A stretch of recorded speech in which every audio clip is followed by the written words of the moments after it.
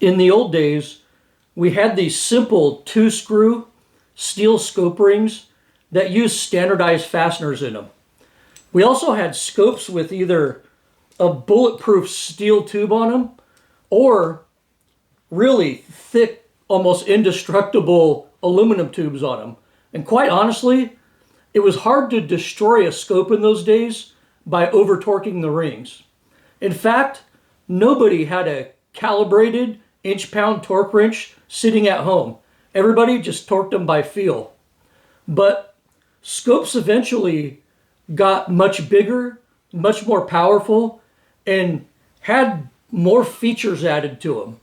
For hunting scopes, manufacturers had to do everything possible to keep the weight down. So aluminum scope tubes got much thinner and plastic was used where metal once was.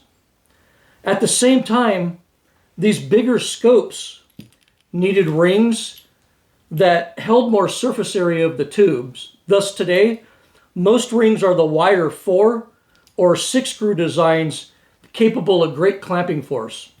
Since that time, I've personally ruined several scopes by over-torquing them and have dealt with other people's scopes that suffered the same fate.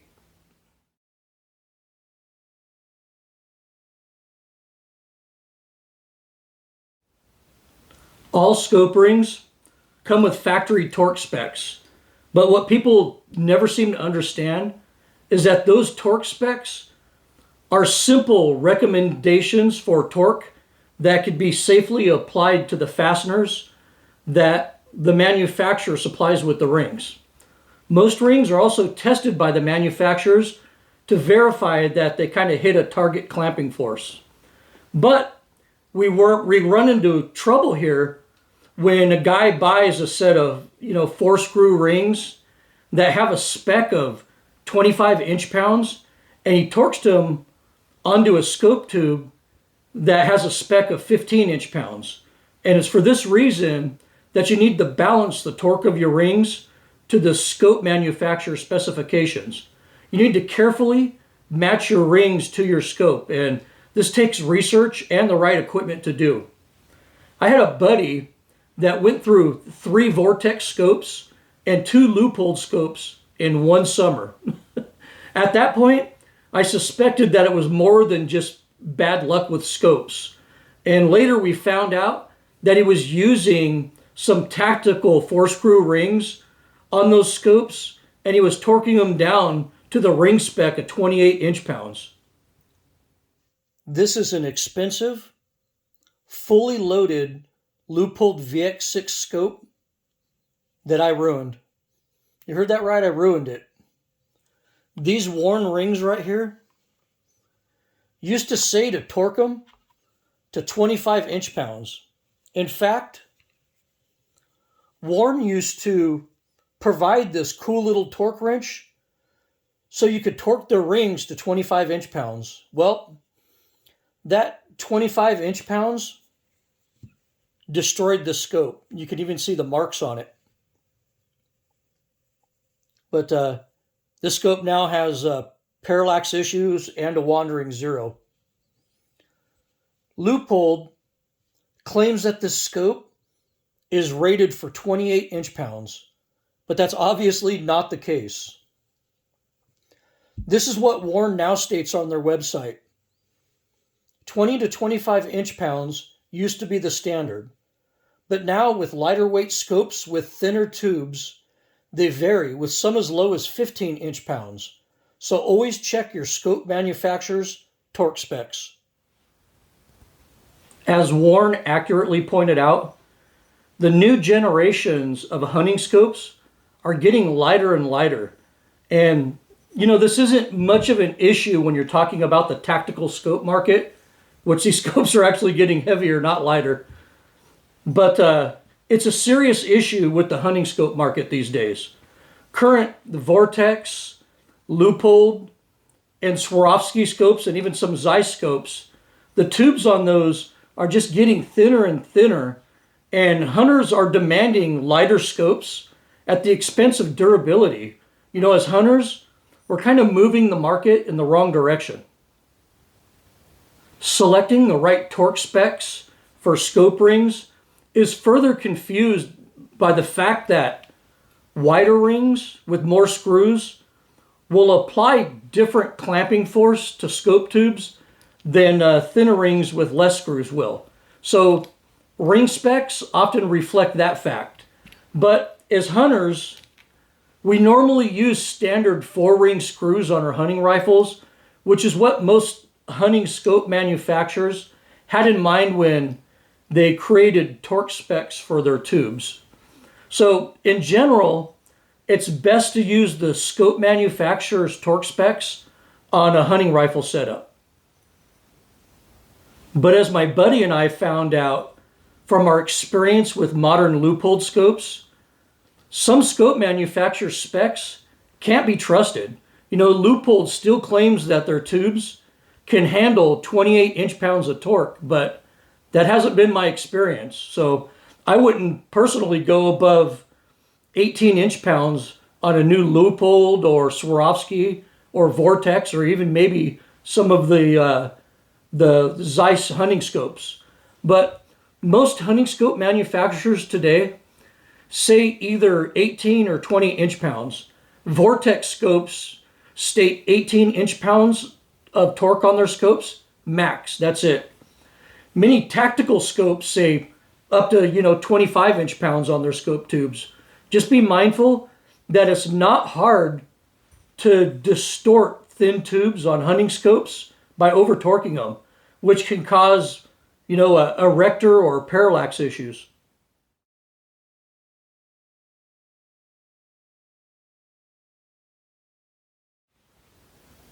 The second rabbit hole we have to go down with torque specs is the accuracy of our readings themselves. Torque wrenches are very sensitive precision devices, and if you store them with a bunch of tension on the spring, you drop them, or you toss objects on top of them in your tool drawer, they probably don't read accurately anymore. Always take the tension off the spring when you're done using a torque wrench. Never drop them or bang them around, and always store them or try to store them in their original protective case. And in my mind, this is mandatory treatment for any torque wrench that you'll use. I'd say that 90% of everyone in the gun industry uses the Wheeler Engineering fat wrenches to torque rifle screws. Sure, they're your typical Chinese tool, but they're accurate enough to get you in the ballpark for the torque specs of your average rifle. They claim it's accurate to plus or minus 5%, but it's actually closer to 6% in my experience. But this only puts you off by about 1 inch-pound when you're torquing down screws to 18 inch-pounds. When I have to take instruments to a local calibration lab for my business, I'll often take my own torque wrenches down there as well and get them calibrated. The fat wrench isn't as nice as my high dollar American made torque driver, but it really isn't that bad. Just make sure that you're using a reasonably accurate torque wrench to measure the torque on all the components of your rifle. The second and most common reason that torque readings are wrong is because people insist on coating their ring screws down with thread locker. It's been proven that there's no need to use thread locker on ring screws, but people keep doing it, and they just don't comprehend the fact that torque values are wildly different when you tighten a wet screw.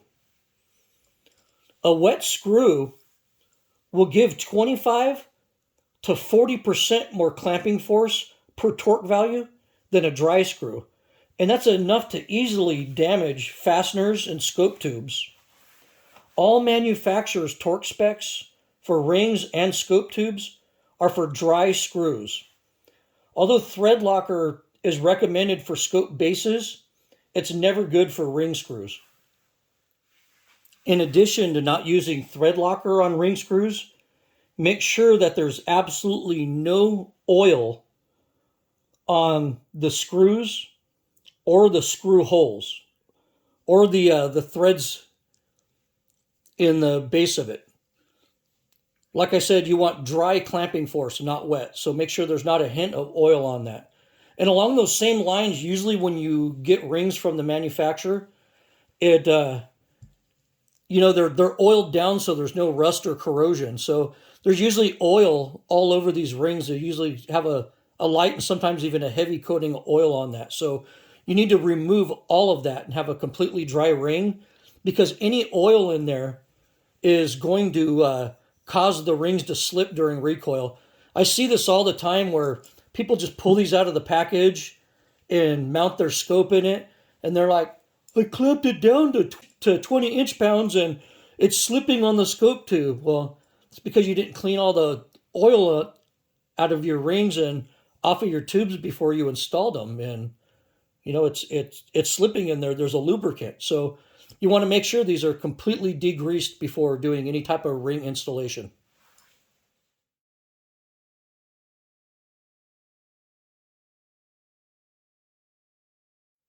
The incorrect installation of rings can also cause all sorts of scope issues, which can range from loose connections all the way up to a destroyed scope. When you position the rings on a scope, make sure that the ring isn't touching or on the tapered section of the tube at the bell, at the turret, or at the magnification ring right here. Be careful, because the start of this taper is often hard to see. And, you don't want to clamp the ring there. Otherwise, it's not flat on the surface area of this. So that's another thing you have to be mindful for, especially on the bell right here where this taper starts. I see too many people actually install the front ring kind of on that tapered section.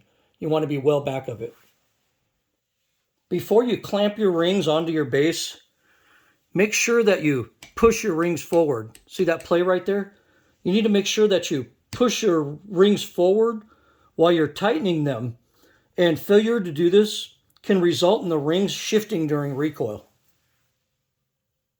And before we get too far into this, I also just want to make a point that I'm also a big proponent of lapping scope rings that need to be lapped.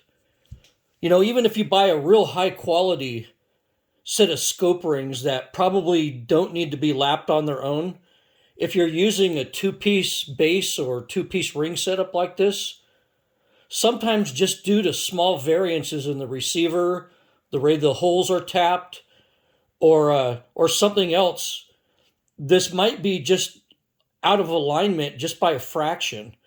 And that's going to cause problems with the way that your rings hold your scope. So, even if you're not initially plan on lapping it, I highly advise you get a lapping kit so you can at least see if your rings are aligned before you mount a scope into it.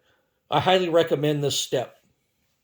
You should also always have gaps between the ring sections. Gaps allow these screws to provide tension. And without gaps, there is no tension. So if these ring sections are physically touching, you have a problem. Always torque horizontally split rings gradually and in a star pattern. But this really doesn't apply to vertically split rings, which have different tightening requirements entirely.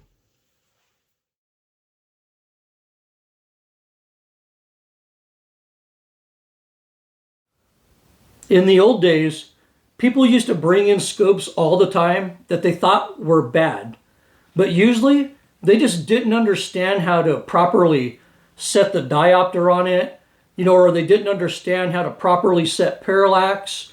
And sometimes they would use their scope on multiple rifles and it just wasn't optically centered. And we'd fix all that for them. And more often than not, the bases or rings were just installed improperly. But in my opinion, things have kind of changed lately, and broken scopes are becoming very common. Sometimes just riding around in a Jeep down a really rough road seems to damage a scope nowadays. with Leupold, Vortex, and Swarovski making such fragile scopes these days in the pursuit of lighter weight, hunters are starting to move over to the more hybrids type scope that's kind of a hybrid between a hunting and a tactical scope. And these are built a lot sturdier and could take a lot more abuse. Sure, a Nightforce or a Trijicon isn't going to have the same glass as a high-end Swarovski or a high-end Leupold, but they're made way more durable, and they're drop tested at the factory. You probably noticed that hunters lately have started migrating over to the more durable tactical style scopes lately, regardless of the weight. In their mind, they'd rather have a lighter rifle, with a carbon fiber stock and carbon fiber barrel, and just have a heavy, more durable scope.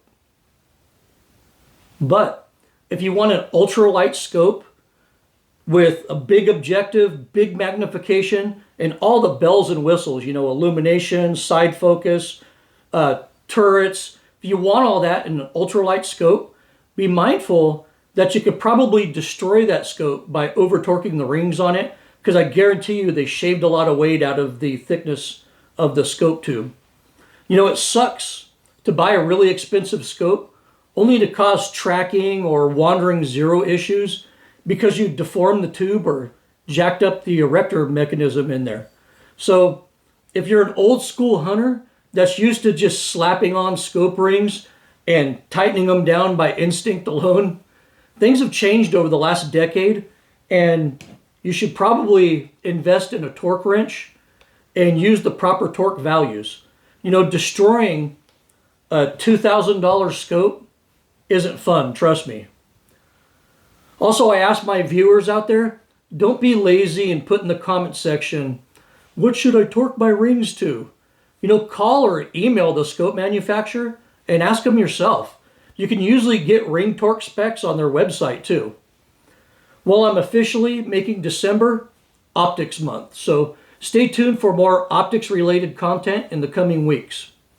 Thank you for watching, and as always, good hunting.